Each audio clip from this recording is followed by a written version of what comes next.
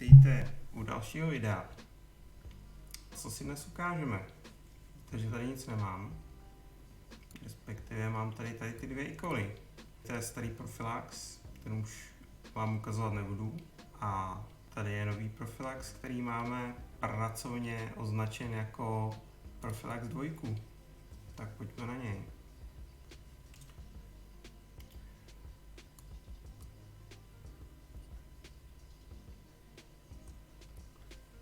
Hned v hlavním menu jsou zásadní změny. Je čistější, tak to můžu zapnout, pokud budete chtít.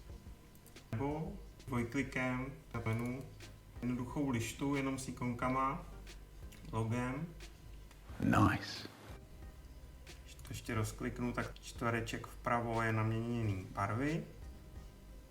A můžu si tam dát jakoukoliv barvu ze seznamu, nebo si vybrat třeba bílou. Můžu tady vybírat z celé palety ikonek. Každému se líbí nějaké jiné, jednoduché. Necháme zatím ty základní.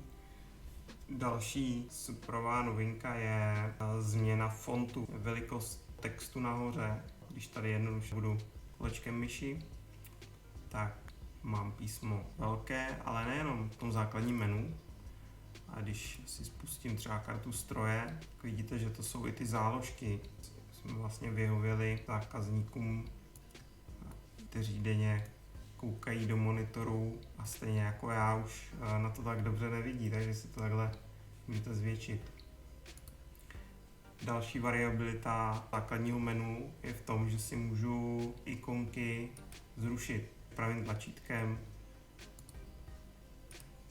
Si tam nechám jenom například kartu stroje, hlášení, provedené údržby, zápis opravy, plán údržby. Základní ikonky, které používám nejčastěji, když budu dělat nejčastěji se skladem nebo s objednávkami, tak si nechám tady ty dvě ikonky. Ještě si můžu hlášení takhle vzít a přesunout. Jo. Tak to asi v krátkosti zatím k novému Profilaxu a v dalším videu si ukážeme zase víc.